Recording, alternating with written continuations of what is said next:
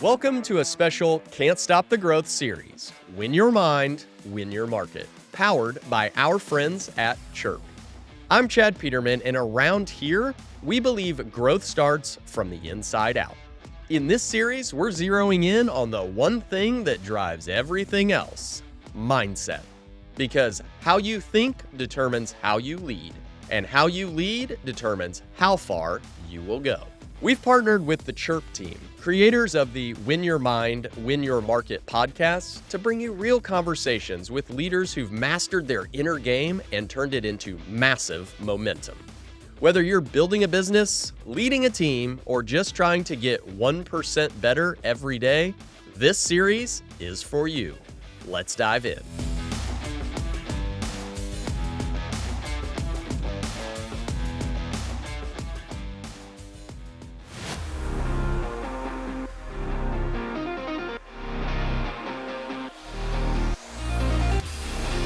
Welcome, everybody, to another episode of Win Your Mind, Win Your Market, where we are digging into the mindsets of business owners. We truly believe that everything starts with mindset. And in business and life, so many times we have challenges and problems that arise. And we're looking for all of these things outside of ourselves to solve these challenges, when in reality, a lot of it is internal work that needs to be done. If we were to go to work on ourselves and work on our limiting beliefs, those other things would naturally resolve themselves. So I'm super excited for our guest today.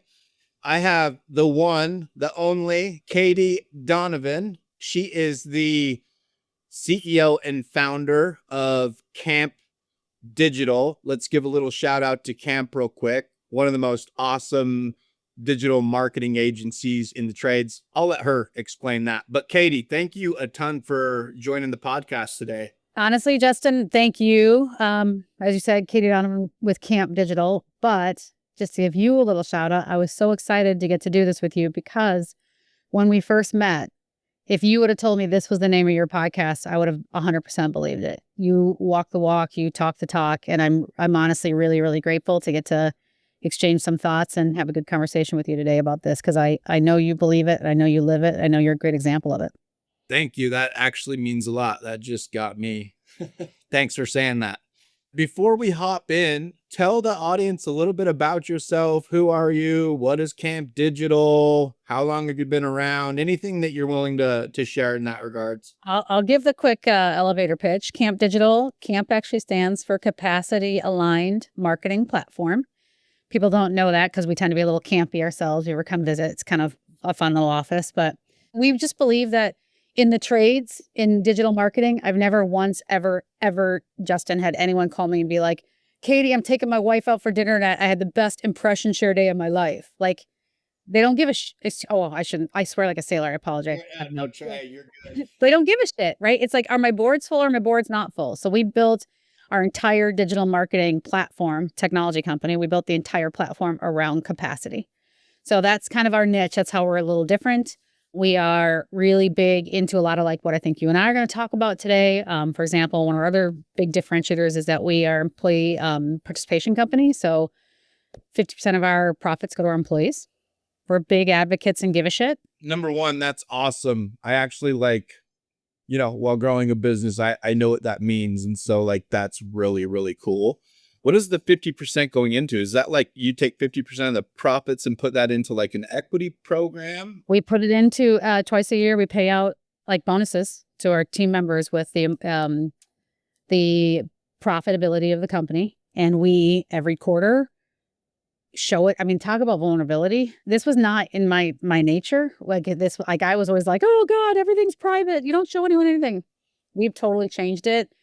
About a year and a half ago, my business partner decided that he wanted to retire. I bought him out and we used his shares to create this employee participation, phantom shares in the company, should that ever happen. And then also this employee participation pool. And every quarter we run EOS. So we have our primary goals and what we're going to do. And the bottom goal is always what our employee participation pool, what we're trying to fill the bucket with every single quarter. That is amazing. It promotes give a shit. The story I always tell people, which is actually really great for this conversation, and forgive me if I get the names wrong, that let's Aaron Rodgers versus, oh my God, why am I brain farting on his name? Quarterback from Kansas City, Patrick Mahomes. Those two, the same 2 years ago, came to the market. Aaron Rodgers took market cap, took every dollar he could. He left nothing for the team. Patrick Mahomes did not take what he could have commanded, left tons of ability to pay the other team members. The team to be able to spend on other players. But he did. And you know who made more money that year? Mahomes, not Rodgers. And who won the championship? And who won the champion? And who had at least pretended to have a good freaking time doing it. So to me, I always tell people, you don't need to take salary cap, right? Like if you spread that around, you're going to surround yourself with better players who are going to be more successful, who are going to have a better mindset about how they approach life, who have ownership mentality in the business, and you're all going to make more money. That is crazy. Did you know? I didn't know that. Yeah, I'm a huge fan. That story between Aaron Rodgers and Patrick, I didn't know that. Where did you read that for the audience if they maybe want to go? It was kind of just following the two markets, but if you just Google Aaron Rodgers and salary cap, that's where the Aaron Rodgers piece came in. And then Mahomes and what he did, that was 2 years ago, though. So we're in 2020. So it's 2022. So if you look at those two, and, Rodgers had a terrible season that year, too. So, I mean, of course, I'm a Vikings fan. So picking on Aaron Rodgers is like a pastime for me. But if you just Google salary cap, Aaron Rodgers and Patrick Mahomes, you can read all about it. It's pretty wild. And who had a better life? Never mind the money. I mean, we all care about the money, right? Profit's not just a guy in a bathrobe and a long beard. But who had a better enjoyment during the time frame? He's the best actor in the world, but Mahomes, I mean, he seems like he's loving life. He's got good shit going on. He's surrounded by people he cares about. They're all making money. Can't turn on a TV commercial during football season and not see him on every 2 minutes. Yeah, I mean, that's really, really, really cool. It brings up something else that just kind of sparked my mind when you were talking there, and you talked about how you have that 50% pool that goes back to your employees.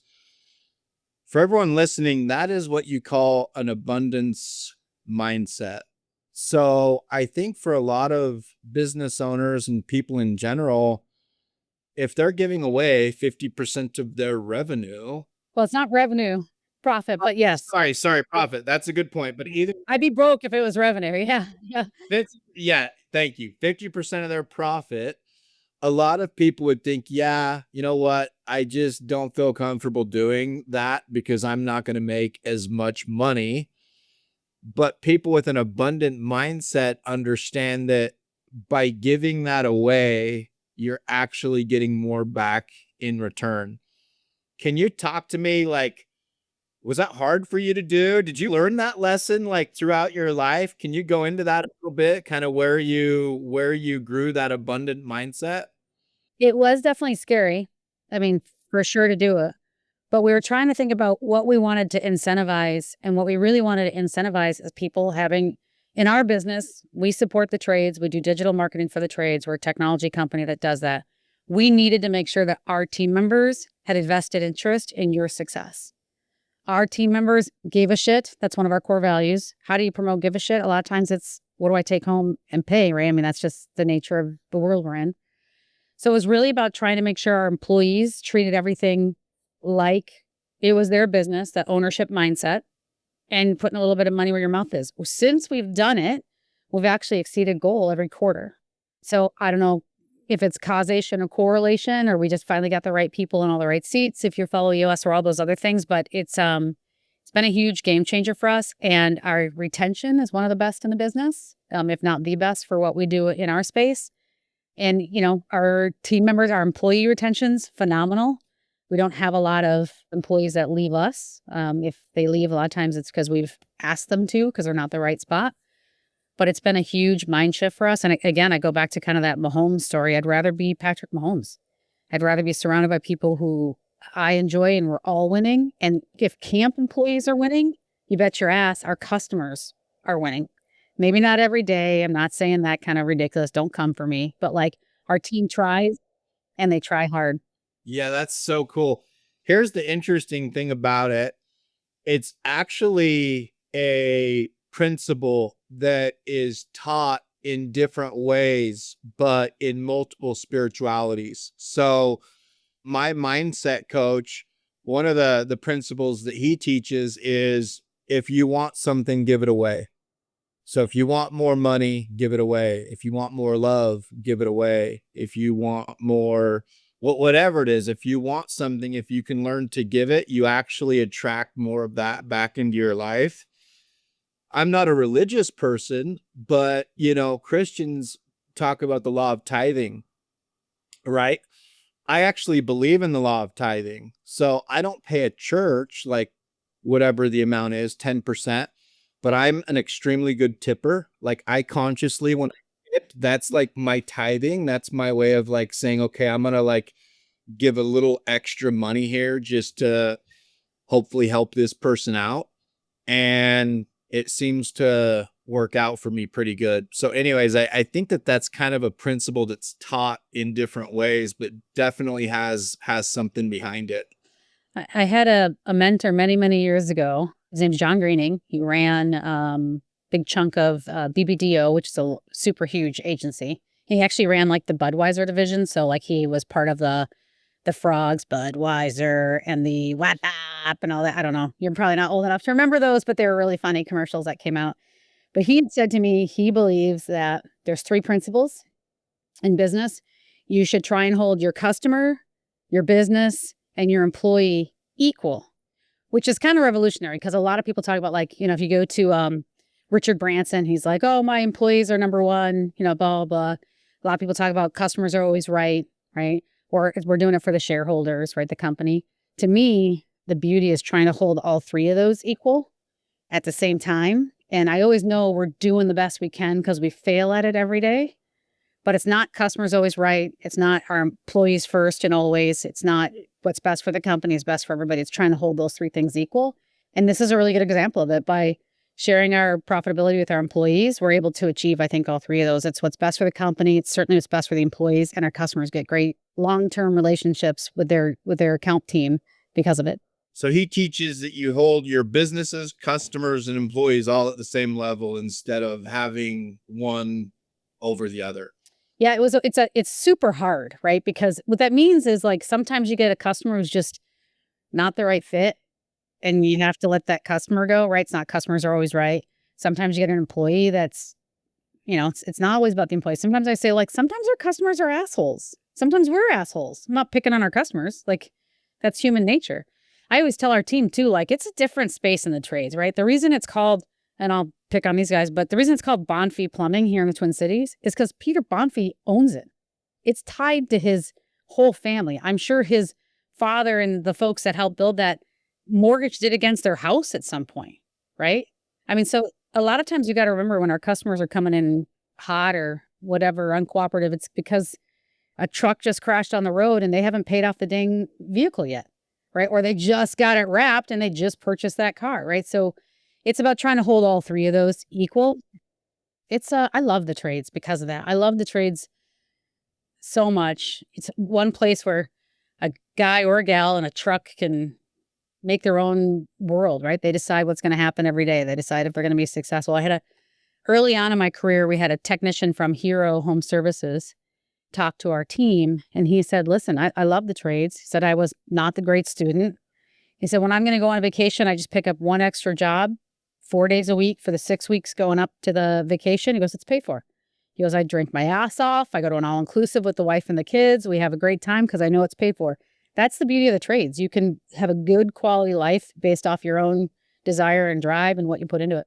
It's interesting because we interviewed somebody for a sales position yesterday, and he came in and it was me, him, and our sales manager, and he wanted to ask me a few questions. And his first question that he asked me was, Justin, I'd like to know what you love most about working at Chiirp.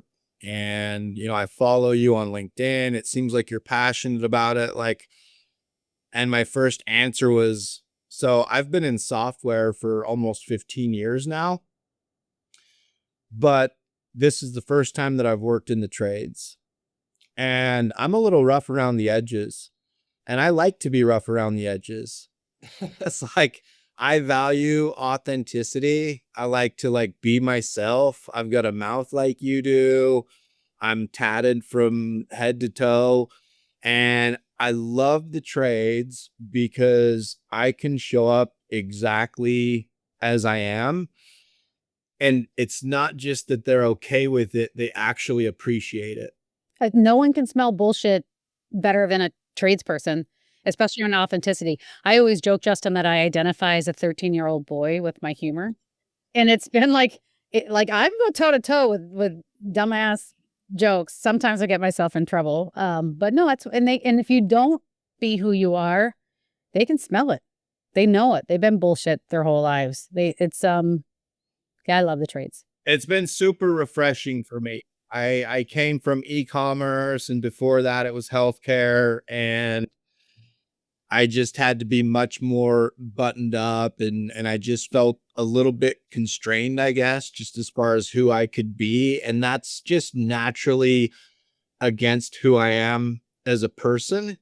And so it's been really cool to be in this industry because it's allowed me to like be who I am, get vulnerable, be authentic. And instead of having it come back at me in a negative way, it's actually like helped the business because people in the trades appreciate it. But it's also that I love, and I don't mean to be on a love fest, but who sponsors every Little League jersey? My daughter's best friend plays softball. We stopped at one of her first tournaments. Half the jerseys on the softball team were sponsored by a trade company. Someone's construction, someone's roofing, someone's remediation, right? Like, who takes care of Main Street?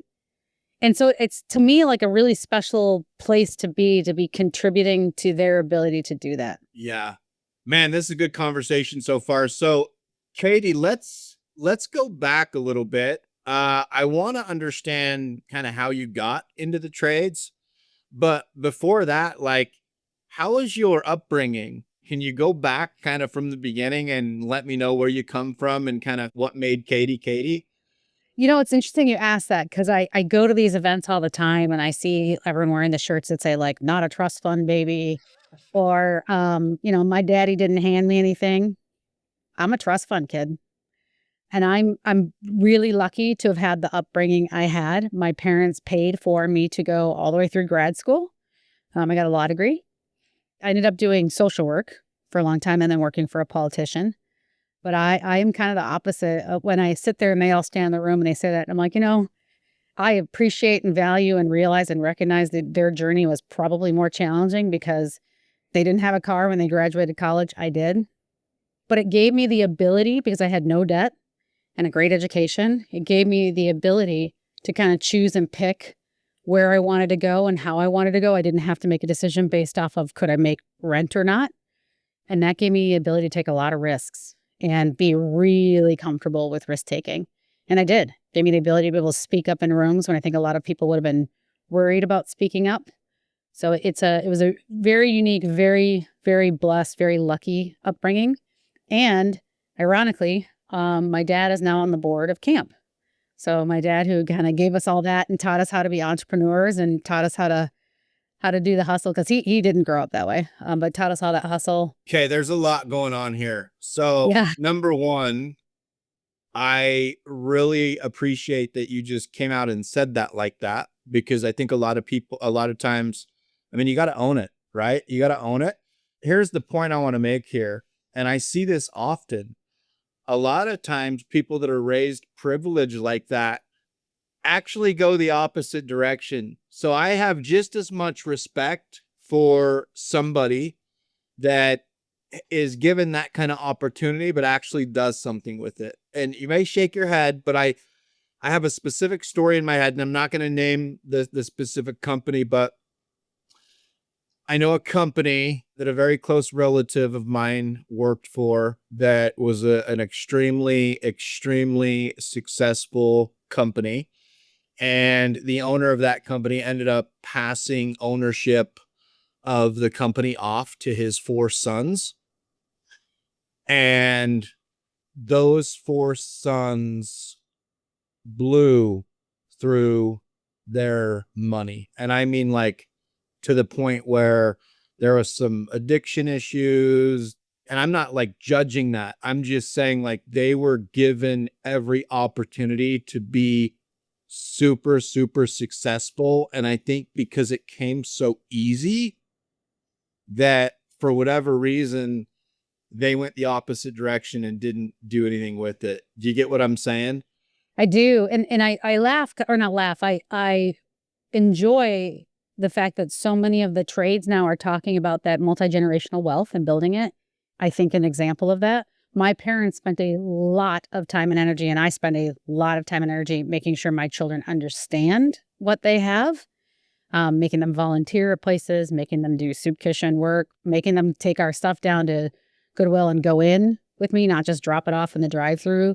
I'm taking the kids to Africa. We do a big charity thing here at camp, and I'm taking them to see our charitable, because people literally live in mud huts, and I want them to see that. But I also think that's partially probably what gave me that perspective to say, hey, listen, how do I spread some of this around with our employee participation? I'm very grateful for what I have. I recognize other people don't have that same journey, and I think it was because my parents made sure we recognize that. Yeah.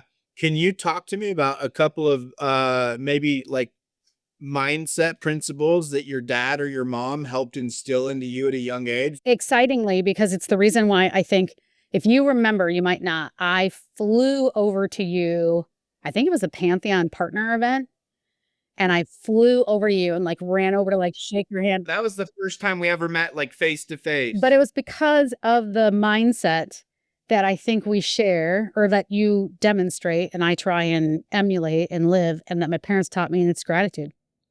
Everybody on our leadership team, you could not get more wildly different people at camp, but everyone shares one core trait, and it's gratitude.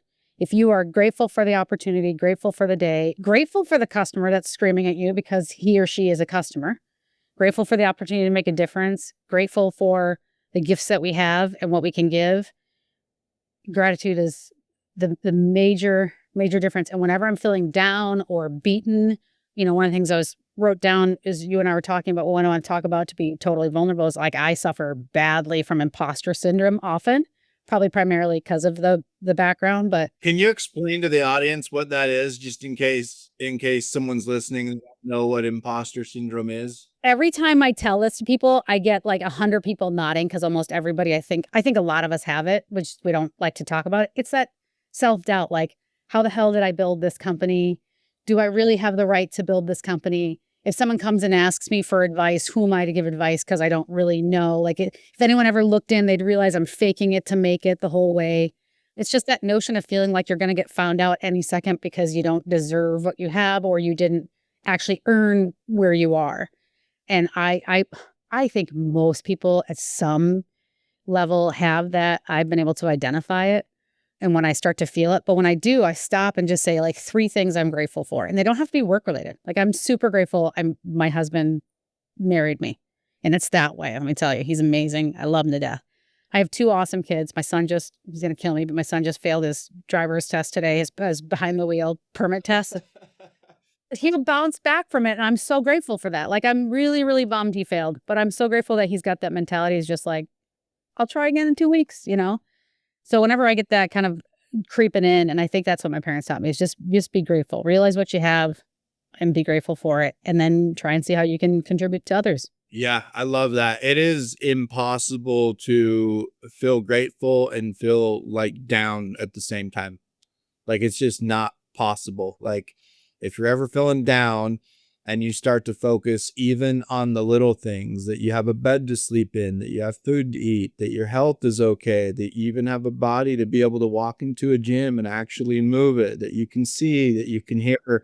When you start focusing on those little things, it really puts other petty shit into perspective pretty quickly. And that was something I saw in you. And that's why I ran over to you and like a weirdo at Pantheon and wanted to just shake your hand and say hi. It was just because I feel like getting people like that, even if they're just kind of adjacent in your bubble, it's just so important. So, and then I also know how the algorithms work, right? So the more I see you on my Facebook, and the more I like when you're like you're like at the gym today. I saw your post the other day. You're like traveling, but that's not an excuse. At the gym, 10 p.m.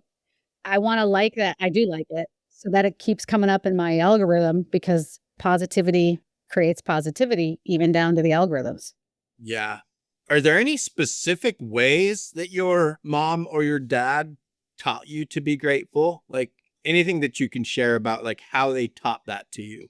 I think most of it is just mirroring it. Like I am that weirdo that, and I teach this to my kids all the time. Whenever we go anywhere, I'll say, "Oh, I love your hat. LA, are you a big fan?" Right? When'd you get the nose ring? People wear on their bodies almost always something they're proud of. Women in the fake eyelashes. You know, I think a lot of times it's easier to say, "Oh my God, how does she keep her eyes open?" Instead, be like, "God, I love your lashes. You put a lot of work into that." They're proud. They didn't do that because they're not proud of it. So my mother would always be that. Like I always watch those progressive commercials, like "Don't be your parents," but I am totally that person. I'm like, "Oh hi, what's your name? How long you been waitressing? Is this like great? Do you have any kid?" But I would watch my parents do it, and now I do it, and now my kids, poor kids, now my kids are starting to do the same thing, and I love it. And I think it's a huge piece of that, and then also just making sure we see that part of. I love your comment about if you want more, give more. That's what my parents would do too. We'd donate things, and my parents had us working, like I said, soup kitchens, do the same thing with my kids. They go pack meals. Just those little things make a huge difference. Yeah, awesome. Good on your parents for raising you like that. So let's go back a little bit to what you were talking about, just as far as I told Katie before the episode started that one of the things I like to do on this is just have guests share something that maybe people don't know about them, that's more about a challenge that they've gone through that helped them become who they are, or something that they struggle with, because at the end of the day, we're all still human beings, and we all still have our own struggles. And I think it's important for people to understand that, because I think a lot of times we look at these people that are successful and that maybe have more than we have, and we think that they have it all figured out. And I'm just here to tell you that nobody has it all figured out. So imposter syndrome, what I think's interesting about that is the top two limiting beliefs for human beings. So the number one and the number two limiting beliefs are I'm not good enough and I'm not worthy. And this is getting deep, so feel free to talk about what you want to talk about, or if you don't want to, that's okay too. But like, do you feel like any of that imposter syndrome comes from either one of those two limiting beliefs? 100%, 100%, and all the time. And I think it's always swaying back and forth. One of my favorite lines from like Ted Lasso is, "You got to be a goldfish." I don't know if you watch Ted Lasso, but on Apple, but love it. That's probably one of the best things I do is I'll be okay. Like I'll acknowledge it. I think that's a lot of things we're scared to acknowledge it a lot of times. I'll do my little gratitude. And then 9 times out of 10, I just try and forget it and move on. Can't do anything about it. And if I have to, like you'll see most of my office is filled with pictures of my kids and my family and my dog and my husband. You need to, you just turn the chair around and look out that way and just take a breath and get through it. But absolutely. I mean, to me particularly, I think, I don't want to get into the gender thing because I think that's overplayed a lot, but there is some gender pieces in our space, especially when you go to shows and people are pulling their shirts up to show their six packs. I always joke I'm going to bring my keg one of these days. But it's, it's, am I in the right room? Should I be here? Those kind of things. And then you just got to be like, yeah, I'm not great at everything, but I'm good at what I do. Something that I like to that I think is really interesting. I'm basically sharing with you a lot of what my mindset coach has taught me. I know, I'm loving it. I got it afterwards. I was going to get your mindset coach because I love that. So, have you ever known a bully? I can't stand bullies personally. Like when I was younger, I was the type of person that stuck up for people that got picked on. It like really, really rubbed me the wrong way. But all that to say, who is the biggest bully in the room? Ourselves.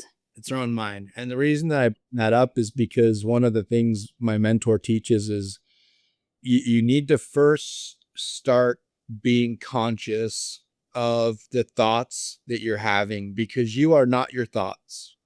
You are the viewer of your thoughts, but you are not your thoughts. So the first thing is to recognize, to be conscious of the thoughts that are going in. And then if there is a thought that you want to challenge, you got to call it out. And you mentioned that you did that. I thought that was interesting. I don't know a lot of people. I've actually never had anyone tell me that. And so I thought that that was really interesting that you said, like, if you start having some of those thoughts or those feelings, like you'll recognize it and challenge it. Cause it's super important to do that. I think you have to do it because I feel like a lot of people say ignore it, but it doesn't. And for me, I think everyone's got their own, but for me, it doesn't just go away. Like I have to face it like you'd face a bully. Like I got to face it. And can I do anything about it? Can I not? Is this real? Is this not? And just kind of deal with it. It loses its power when you do it. Takes its power. It's exactly what I was going to say. Exactly right. Yep. Takes power away when you do that. That simple thing can take its power away. A great example I've been hearing a ton of from all of our clients a lot of times is everyone's freaked out right now about the economy. And I am too, right? Like you'd be crazy. I face it. I talk about it. I had a conversation with a couple of our team members this morning, just sharing it to get it out in the ether, and then said, what can we do about it internally? If there's anything we can do, I can't control tariffs out of China. No one's called me and asked my opinion on Mexican tariffs and how it's affecting, Daikin manufactured equipment. They're not gonna. So what can I do? And then just kind of move past it and deal with it. I determine which rooms I'm in at events. And if it's too much, I also don't make myself do a lot of things too. I feel like we watch a lot of the influencers in the space and we all feel like we got to be that person. And I'm not going to give you workout tips. That's not going to be who I am. And that's okay. And I'm not picking on the people that do, right? Like that's the other big thing. I think we tend to bully what bullies us, right? Like we tend to ridicule things that we see in the marketplace. And I don't think we should. So by calling it out, I'm putting it out there, I'm giving it its space, and then I move it on. And then I'm not bullying it. I'm not going out there and being like, I can't believe they're doing this. What does working out have to do with digital marketing? Who cares? You go do your thing. I'm going to do mine. Life is good. Like, go deal with it. Yeah, I love that. Good for you. So your parents taught you a lot about gratitude. Did they instill hard work in you, like growing up? Like, they didn't, like, even though that you were privileged, they didn't make it necessarily easy? It's so funny because it's so funny you asked that because I talk about this all the time. Little dumb things like I travel super light when I go places, like super light. I will not check a bag. Oh, when you travel a lot, you become an expert packer. But my parents were like, they used to joke all the time, if you can't carry it, you can't bring it. They'd say, your mother's not a Sherpa. She's not going to carry your shit. We either had to be in an activity, so a sport or an activity, or have a job. If you weren't in sport and you weren't in an activity, you had to work. There was no questions about that. They did make us contribute to the things they give us. So I had a car at 16, very grateful for it, but I had to pay, and I nowhere near paid to cover what it was, but I had to give a payment every month. So I got in the habit of doing that. Little things I think I wish the schools would teach, right? Like even just down to like, what is credit and how does it affect your life? Oh my gosh. Don't even get me started on this subject. My kids are so sick. My daughter's 16, my son is 15, and their friends are sick of sitting in the car with me when I drive them places. Now my daughter can drive, but I'll be like, let's talk about credit.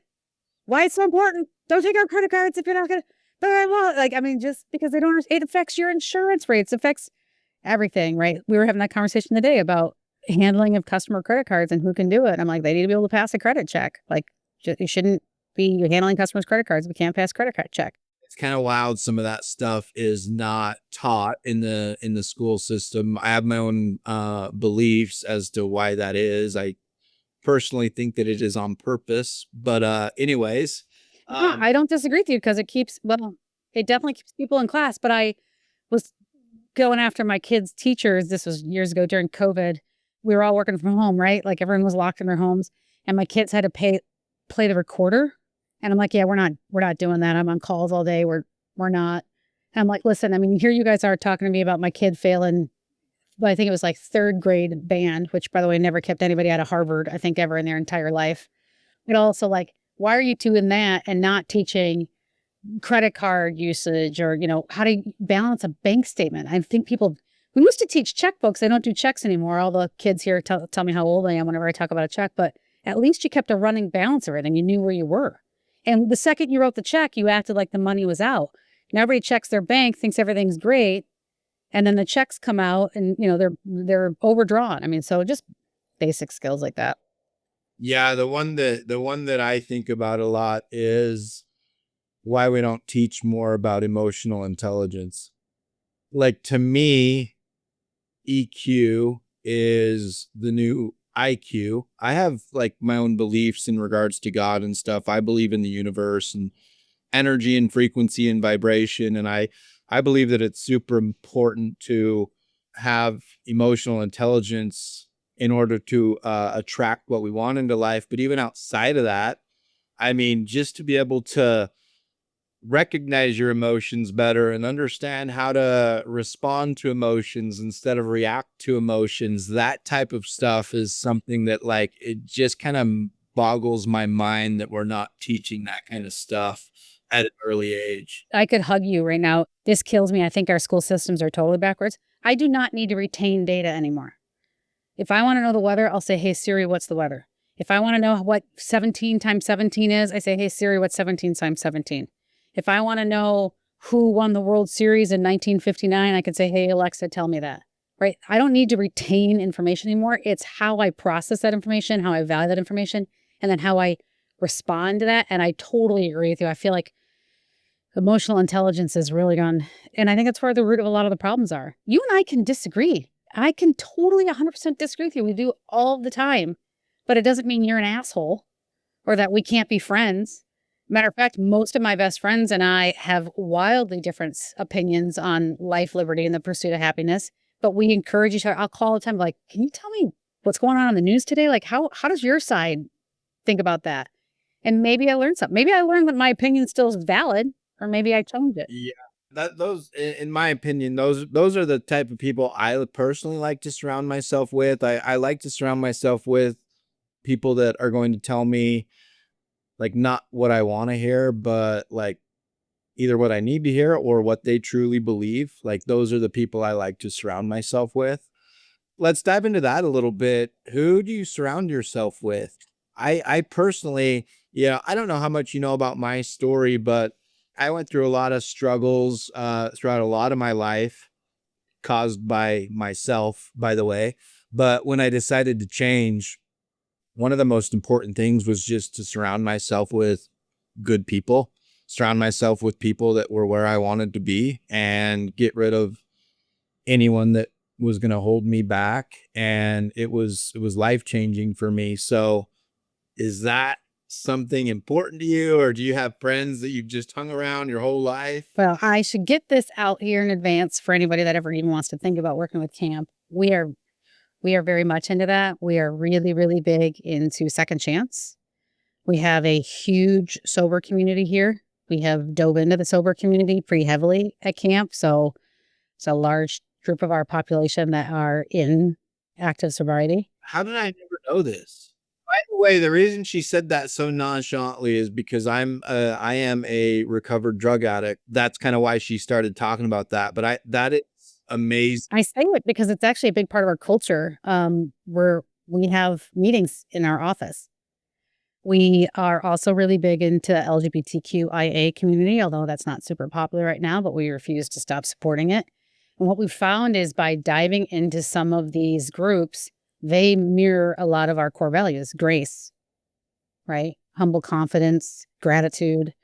Those are the things that we found that a lot of those communities, and once in a while you get burned by it, but not very often. And we've got some really, really amazing folks here, to the president of our company, who's a recovering person and a second chance person. That just, I didn't know that. I'm just surprised I didn't know that. That's awesome. Thank you. From me to you and someone that's been on the other side, that's a big deal. How did you get into that? Like, what made you decide to do that? So the person who's now our president did not come as our president. He was actually a family friend who got in a bit of trouble from, as you'd say, kind of self-induced issues, spent some time in jail. My dad called and said, hey, this guy's going to come in and interview with you. You're hiring, you're going to interview him. I'm like, I'm not going to, he's an asshole. I'm not interviewing him. No, this is very early on. And he said, well, I'm your dad. I'm not asking, I'm telling you. My company, how did this happen? So the guy comes in and I offered him the worst job in the company for next to nothing in pay, thinking, well, if my dad's going to make me, I'm going to make this guy's life miserable. And he crushed it. And it really opened my eyes to being like, what am I doing? Like, this is a great opportunity to get amazing people who are grateful for the opportunity, who contribute huge to our company. The LGBTQIA thing has always been very near and dear to my heart. And we've just been very, very, very lucky. It creates a really unique culture. We have more diversity in our office than the state of Minnesota, percentage-wise. So if you come to our office, it doesn't look like what you expect an office in Minnesota to look like. So we've been really, really lucky. And I think and I don't think diversity is what a lot of people think diversity is. It's not just black or white or gay or straight or background. It's grew up rich, grew up poor, right? Grew up in northern Minnesota where there wasn't internet, grew up in North Minneapolis where, we were overcome with it, right? It's private school, public school. Anything that brings a difference of mindset and a difference of how you approach, that's diversity to me. And I think we get a little caught up in giving it these one little buckets that become unpopular, but it's worked out really well for us. That's really cool. That gives you a whole bucket of perspectives to draw from too, as a business. When you've got people from all different diversities, you've got a lot of different minds going on there. And if you can learn to harness that in the right direction, that's actually pretty powerful. I always tell people, for me personally, what I went through, it actually became a superpower of mine. That's right. If the person really gets it and they decide to change that stuff that they've been through, it becomes a superpower. I always tell people I still have a very obsessive personality. It's not like I just completely got rid of who I was. I just learned to focus that energy that I was putting in a negative direction into a positive direction. And yeah, I mean, it's turned into a superpower, and it's been pretty fun. I'm stealing that line because it is a superpower, and it's worked out really, really well for us. We have had 2 incidents I can think of where it didn't work out very well, but we were aware of it and able to act quickly, right, against it. And it's been awesome. And I always think the great equalizer is the almighty green, right? So being able to take somebody who's maybe having a hard time coming out of a program and let them not have to worry about paying rent, not have to worry about no one cares if you're black, brown, white, or purple if you can pay the rent, right? So if you have the right attitude, the right ethics, and the right effort, I can teach you to do paid search. I can teach you to build a website. I can teach you SEO. I cannot teach you to give a shit. You either give a shit or you don't give a shit. And either your mom and dad taught you that or life taught you that. Yep. Awesome. This has been really cool. So what I like to do is I like to leave the audience with a couple of actionables that they can take into their lives to hopefully improve their mindset or improve whatever it is, their life, overall well-being. Do you have any couple of actionables that come to mind that have helped you in your life that you could leave the audience with? This works for me. I don't necessarily think it will work for everyone, but before I get out of bed in the morning, I do say at least one very specific thing I'm grateful for. I don't think I could just say, oh, my husband, right? Like this morning, it's Minnesota, it's springtime, everything's starting to bud, and I live on a lake, and I positioned my bed to stare literally out the lake, and I woke up and I said, God, I'm so grateful I get to wake up to that view every morning. That's it. Didn't have anything to do with anything else other than the view I have out of my bedroom window. So I think just starting your day, everyone talks about making your bed. I think that's great too. But for me, it's just before you even get out of bed, just saying one very specific thing. It just changes your approach to the entire day. That's really powerful. I was listening to a podcast the other day that actually talked about when you go to bed, if you are ruminating on negative things when you go to bed, you actually wake up in that same negative vibration. And the opposite is true. If when you go to bed, even if you are, having a tough day and you've got some negative thoughts going on, if you can clear your mind and just start focusing on the little things that you're grateful for, again, it's actually extremely powerful, because then when you wake up, you take that vibration into your day. What's your one thing? Because I already got a bunch of notes from you, so I'm learning. Oh, man. My one thing to leave the audience with today, mine would be to get up early in the morning and move your body.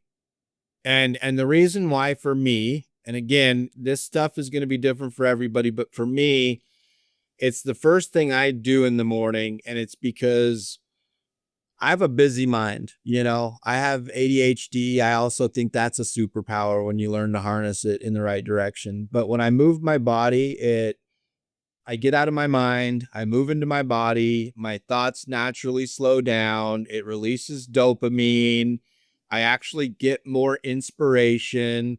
And then when I go into work for the day, if I happen to run into a stressful situation, I'm able to approach those things in a much more strategical way and respond to those things as opposed to being more reactive. And I can feel a difference if I haven't moved my body in the morning. I love that.